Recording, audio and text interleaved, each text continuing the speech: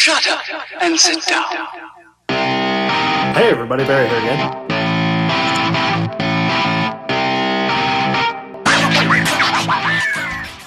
Hey everybody, Barry here again.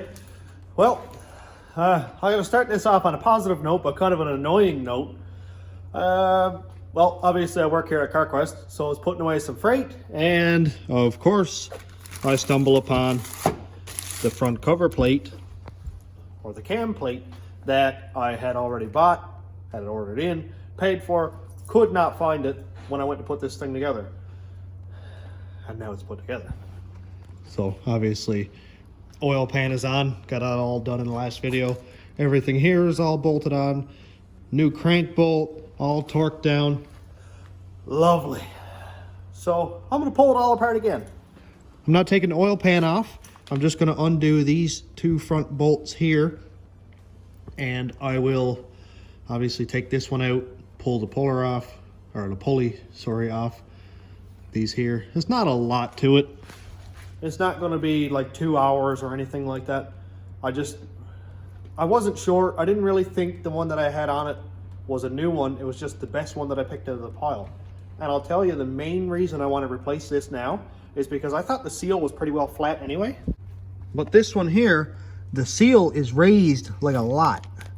Like, it's up probably a 1/16 of an inch up off of the plate. So that means that it's going to have a great contact, and then it's going to be torqued down, and obviously that's going to seal like perfectly. The old ones are like completely flat, and I thought, hey, maybe the new one's flat like that too, and it's not a bad thing, but it was like completely flat. So I'm absolutely worried now that this is not going to have a good oil pressure.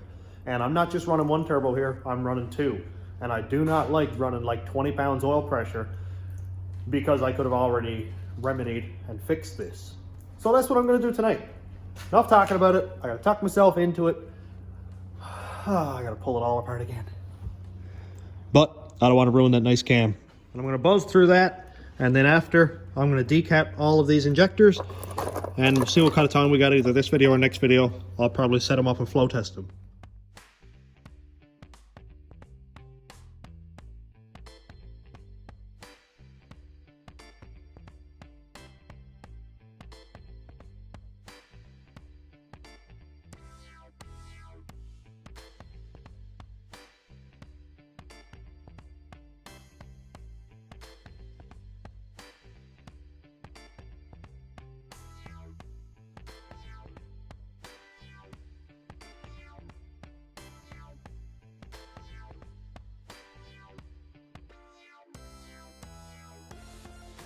The old cam plate is off. Of course, we can see that one's here. Here's the new one. Now I can really give you a representation of why I wanted to change this. So here's the new one. Look how you can see a gap between the plate and the crayon. I know, it's crayon. And then look here. Nothing. Completely flat. It potentially could have sealed fine. This is going to 100% seal fine. I found this a couple days ago, and I've lost sleep over the fact that I almost left it in there just because it's going to be extra work. That new crank bolt is now not a new crank bolt because it was already torqued once, but I'm sure it'll be fine anyway. There's a GM crank bolt. I'm just going to put it right back where it was. But now I can rest easy. I don't have to sleep and worry that I'm not going to have oil pressure and have to pull it all apart while it's in the rat rod, or blow it up, ruin the cam, ruin the turbos. We don't need any of that. So let's go put the new one on. I'm burning through this one, just going on time lapse because I've done this once.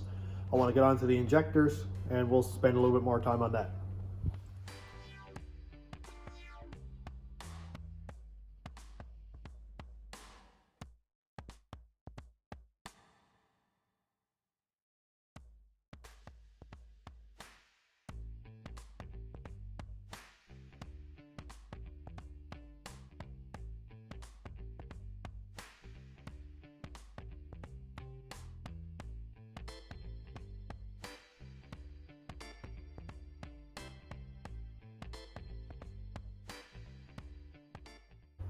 Well, hey, it looks like I didn't do anything, which I guess is kind of the good thing. old plate is out. I'm going to fire that right in the garbage. And now we can continue. Good. Injector time. I'm going to go and decap these.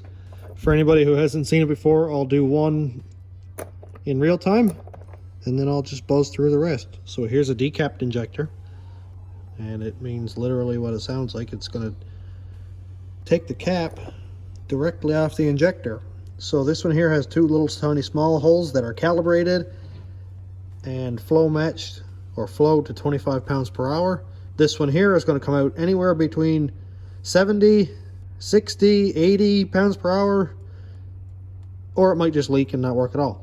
So that's why I have this many to get a set of 8. Well, today I'm going to use a wrench because the almighty slop, Matt Happel, told me that I should use a wrench because last time I tried I used pliers and stuff and it was just giving me a hard time. So first you just take a little pick or a flat screwdriver and remove this seal. Try not to destroy it, but I've got lots of seals so I'll pick out the best ones. Take a 10 mil wrench and just kind of jam it in under here. Ow. And sometimes this works well, sometimes it gets kind of contrary. So you can see that it's starting to lift off now, and you just kind of keep prying at it until it comes all the way off. Hey, there we go. And now we can see really well this friction weld. So you see how the color is different right here? That's where it's welded, and this is just a little cap. You can see how it's right in here. There's a seam. So you just take it on your bench grinder wheel, and we'll say this is the surface of the wheel, how it's flat. Hold it on about a 45-degree angle and rotate the injector around. Don't touch in here. Like this end here, you can see that this one I've already got ground, and I didn't get that grinder anywhere near this pintle. If you do, it's destroyed. Throw it in the garbage. And if you hit the edge out here, it's not really dire, but just try to stay away from that because that's the sealing surface, and if you strike it over here, it's probably going to leak. And now we'll move on to the bench grinder part. This is just a regular old wheel, nothing special. So you want to hold that injector right on the edge so that it only contacts just the corner of your friction weld here. And we'll grind this off.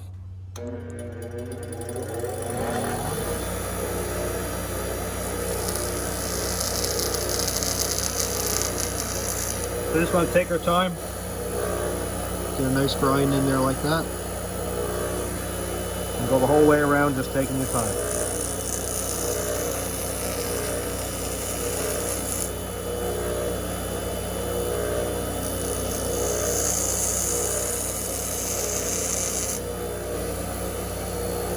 You can see that it's ground the whole way around. You're just going to keep going until the cap comes off.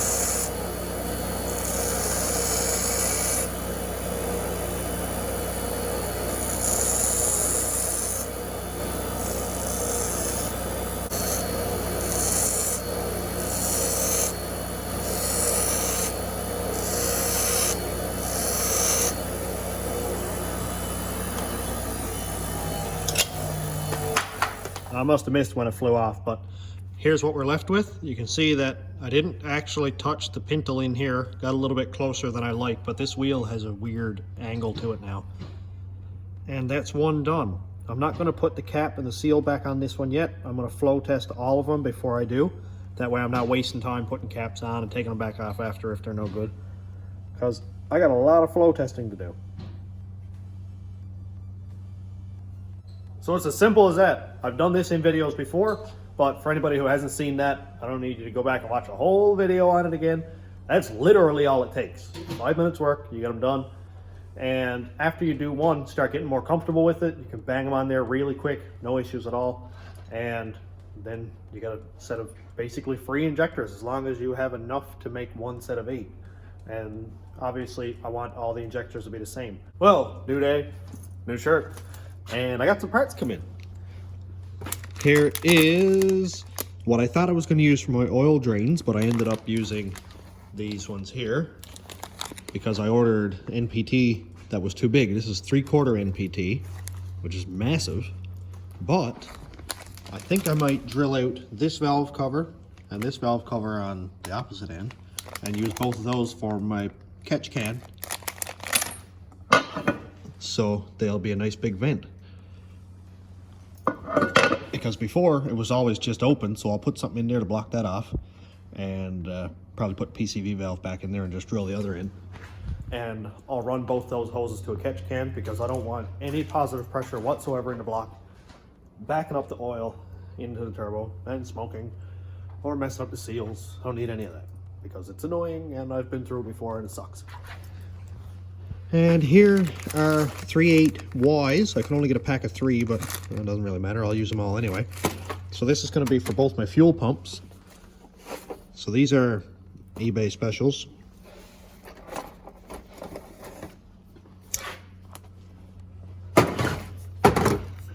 And both these fuel pumps, here's the inlet. That'll come from both ports on the tank. And then that Y is going to come here, down to this pump, down to that pump, and then I'll have one 3/8 going up to my fuel rail. I'm hoping 3/8 is going to be big enough. These outlets are only 3/8, so I can't see it being an issue.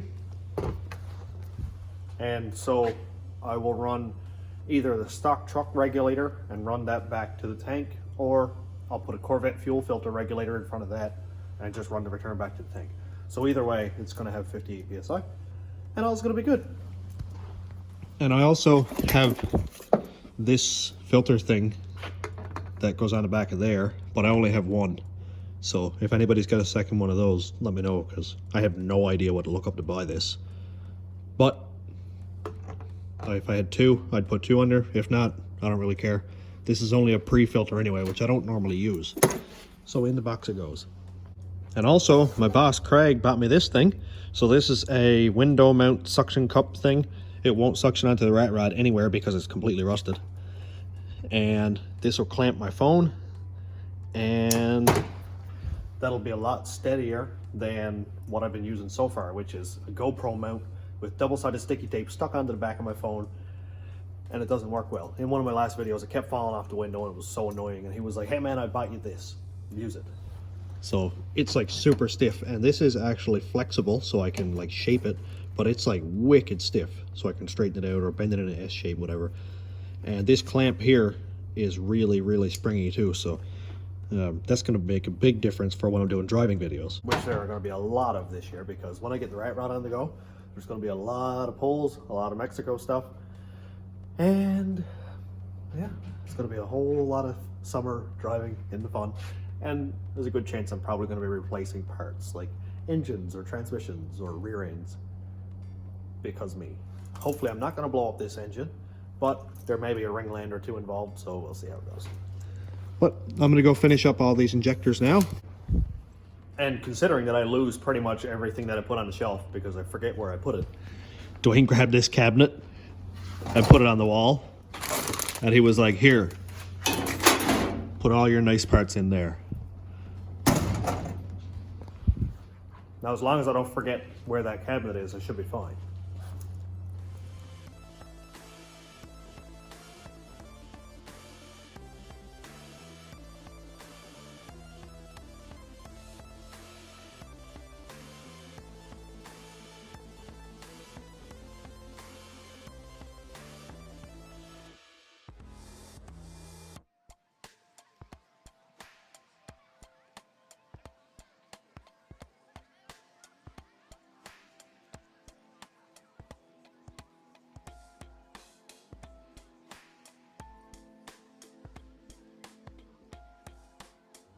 So I've got all of the caps and O-rings took off. Now I'm going to go ahead and grind them.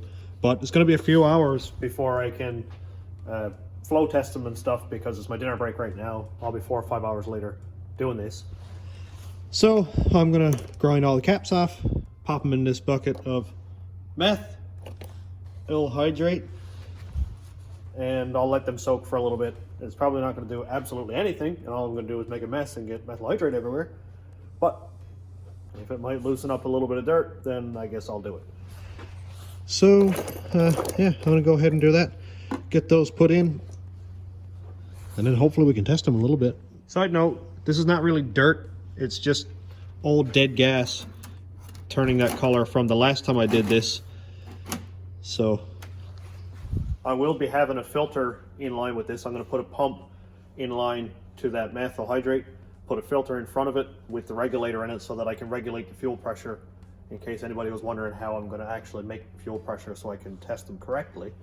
It's a Corvette fuel pressure regulator, which is going to make 58 psi-ish, and then I'll do my flow test from that psi.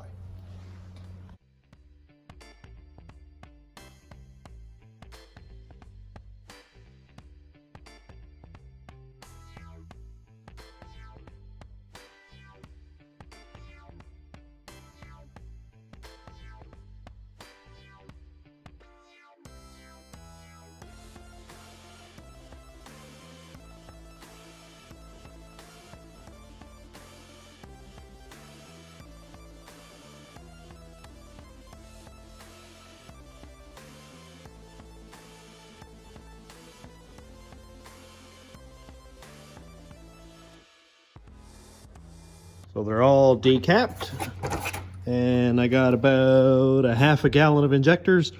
So I'm gonna let them soak for a little bit. Shake them all up. We're back at it again. And yesterday evening, look what came in. So here is turbo number 1. This is a GT3582 from Max Speeding Rods that I ordered last week sometime, and it actually showed up 2 weeks before its expected shipping date. And it's awesome. I love it. There's a couple things I got issues with, like there's a little bit of play in the shaft, a couple small nicks on the compressor wheel, but it's down inside that I saw it after I took it apart anyway, but it's not serious.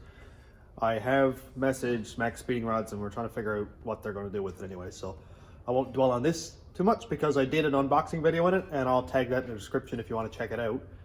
But let's get this injector thing figured out. So I'm going to pull out all the parts that I have to do this. They're down there somewhere. I'm going to take all the injectors out of soak. It's alright that I did put them in here all night because I thought it was going to be 3 or 4 hours, but nope, I didn't touch it until today. So let's set it up.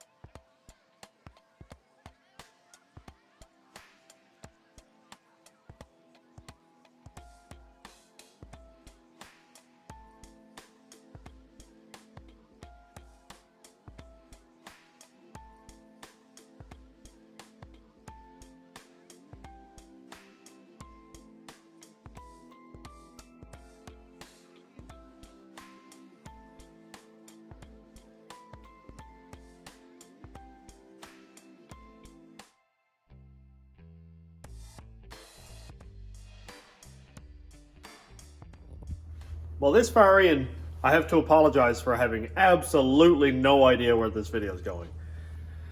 All the injectors are decapped. That's a really good step. So that's pretty good so far. But I took all the injectors out of my meth soup. And as I was taking them out, I was like, man, there's a lot of these O-rings at the bottom of the bucket. I wonder why. But then I realized, oh no, they're supposed to be this big. So apparently the meth soup really wasn't happy with whatever's going on in those seals. So I've got them here left on this microfiber cloth all night just to see if they're going to shrink back down at all. They don't. This one here's not looking so hot. But most of them don't seem like they're actually damaged or deteriorated. They're quite rubbery. They're just bigger. So I'm going to see if they go back down into shape or not. It's only alcohol, like or methyl hydrate, ethanol, I guess. I didn't know that damaged seals. But maybe because it was left in there for like 2 days, that it wasn't happy with it. So I'm going to leave them out in the atmosphere to see if they're going to shrink back down. If not, I'll order a new set of seals. It's not really that big of a deal. It's just more things that I have to buy that I didn't intend on buying. So what else do I have on the go? Well, oh yeah, I guess you saw this stuff. I pulled this power steering pump off. It's funny, I don't think I've ever actually showed this. This is what was on the van when it caught fire at the burnout competition. It got a little bit crispy. But it doesn't leak, so I'm gonna use it, I think, maybe. Maybe I'll buy a new cap. The reason for me taking that off was because the alternator bracket on my, well, the main alternator bracket, the tab where the alternator bolts through was broken. You can see that this tab here is broken off, so that's not much good to me. And the alternator's got quite the squat in it. But that's the alternator that was in the van, and the one that I was always wondering why the battery was stone dead every day, and the alternator would go, eee, and it was always ringing, so something in there wasn't happy, so I just won't use any of that. But I need the power steering pump because this one has the built-in reservoir, and this one here came off the creeper van, and it had just the bottle up on the firewall, which I'm just not using. Plus, it had the 2 extra lines for the Hydro Boost, which I don't have. Over in the tray here, I've got it kind of cleaned up with some brake cleaner and a screwdriver. And it turned out half okay, actually. It's just over here drying so that I can go ahead and paint it. So I'm just going to paint that black. Because the engine is going green, the turbos are going green, all the accessories, water pump, everything else is going black. So that's a little bit of news on that. Oh, also, I brought the differential. That's something that I haven't seen in months. I'm sorry if I'm doing a lot of walking around here, making this really irritating, but.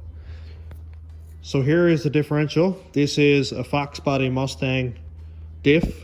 This whole unit here is. I welded the axle tubes. I'm not very good with the welder, but it worked. Here are 2 short side Explorer Sport Track axles. Caliper bracket, and the other one is still on that axle over there. Here are the spacer things I'm going to be using for the 9-inch ends, because that's what this is machined for, is for a random bearing that I found on a shelf that fits in the 9-inch ends and all that fun stuff. So these are not going to be using C-clips, but I'll just leave that because that's not a big deal. Tony at Fixall, the same guy who did my turbo for me, machined these 2 axles and did a great job with those. And these are the 9-inch ends that I'm using. He went at that with the lathe and flattened those out for me. So that's going to be on these axle tubes really nice and clean, and I'll weld those on. And we'll have half an 8.8, half a 9-inch. And also Tony Fitzpatrick from Fitzy's Fabrications on YouTube sent me, or is sending me, I'm going to have it in a couple of days, a center section from the same Ford Explorer actually, and I think it might have 373 gears and limited slip, but either way, what I need is the 31 spline center section because I have one here. But this is a 28 spline of a Mustang, and it has limited slip, so you can see and it's got all brand new clutch packs in here. All these shims are new. That's what Jordan Glover had in his Fox Body Mustang when he went racing. He put a 5.3 in it with a big old VS Racing turbo and twisted up his 8.8. So he got the 9-inch off me, and I got his 8.8 stuff. So I'm going to use those clutch packs. I think they'll fit with the 31 spline. I'll see, but that'll be in the next video anyway. But we got lots of plans coming up. I got to wait for a filter to come in order to continue with my injector testing, because I thought I had a Corvette fuel filter regulator here.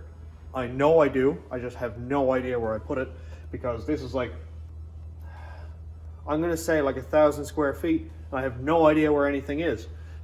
I even went home in my parts pile and was like, I know it's here somewhere.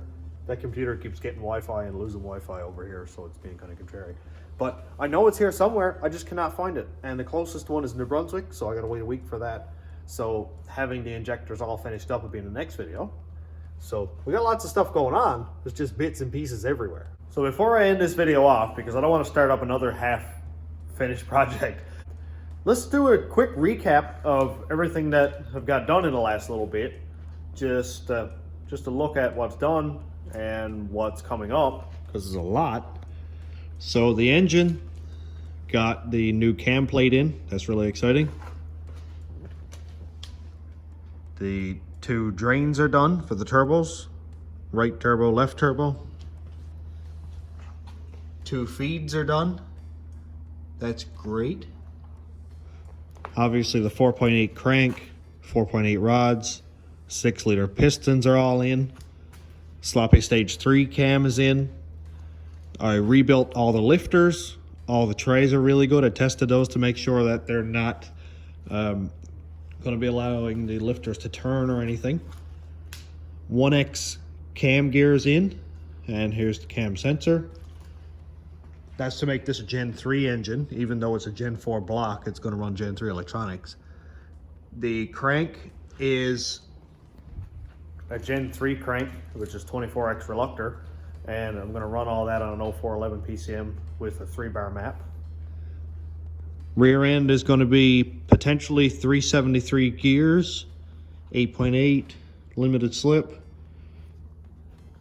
which is like super exciting. I've never had limited slip in the rat rod before. It's always been either, I had an open diff for like one day and then I welded it. So I've either had welded diffs, full spools, or mini spools, which are all exactly the same thing. It's just they all break except for the last rear end. The last 9-inch I had in it was 35 spline strains axles with a full spool. Man, I could not beat that thing up. It was wicked. And here's a seat that Christopher sent me. This thing is beautiful. I cannot wait to clean it up and get those harnesses cleaned up. I might use a little bit of dye on these just to bring them back to life a little bit, but they're so cool. And it actually has a crotch strap. I had never had that before. What I had before was the 2-inch wide straps with just like a seatbelt buckle thing. And these have the actual quick release. That's really cool. And they use the same mounts that the rat rod used before, so I can just bolt it right in place and it'll be perfect seating position for me. The heads are done with new Pac 1218 springs. And I did a 5-minute hack port job on the intake and the exhaust. That's just a port match. I didn't go all the way into the port, like open it up really big. I just matched the ports to the gaskets, and I didn't raise the roof. I didn't lower the floor. I didn't do anything like that. Just kind of radiused it just to make it a nice smooth transition between the exhaust port and the header and the intake port and the intake manifold. Here's the intake I'm going to be running. It's just a Gen 3 truck intake that I shaved, and it's a little bit rough looking right now, but I'll repaint it, do a nice clean job with it. And the transmission is in here. That's an NV3500. It's a 2-wheel drive 5-speed truck transmission, which shifts like a dog, but it'll work pretty well. I've got probably 300 passes on the street on that thing, with second gear 2-step launches at like 2,500, 3,000, and so far it works fine. I've left on like 5 pounds on it because you can't build a whole lot of boost with no load. So I've left on like 4 pounds, 5 pounds when when I was pulling like 15 degrees on two-step. But yeah, somehow it has survived. So I'm going to finish it off here, and as the week progresses, I'll get my head back on straight and figure out exactly what I'm doing before I start filming, because that's constructive and I'm apparently not very good at that. So thanks again for checking out the video. Thanks for checking out the channel. Really starting to creep on 5,000 here, which is a massive milestone. That is super cool. And hopefully by now, potentially I might have the second turbo ordered. So we'll see that in an upcoming video. And that'll be it for the twinsies. And then I gotta work on wastegates and a blow-off valve and come up with an idea to make my single in, single out intercooler, a double in, single out intercooler, and try to do that kind of clean. So I'll figure out something there, but that's more when I get the truck up here and start at that, which is not going to be for a little while, but soon, before spring anyway. So thanks again. Thanks to patrons and YouTube members. If you want to check out my Patreon, it's patreon.com/stationroadratrods. And that's just a small way to help out with a couple dollars at a time to help do cool stuff like this. And thanks for watching. Have a great day, everybody.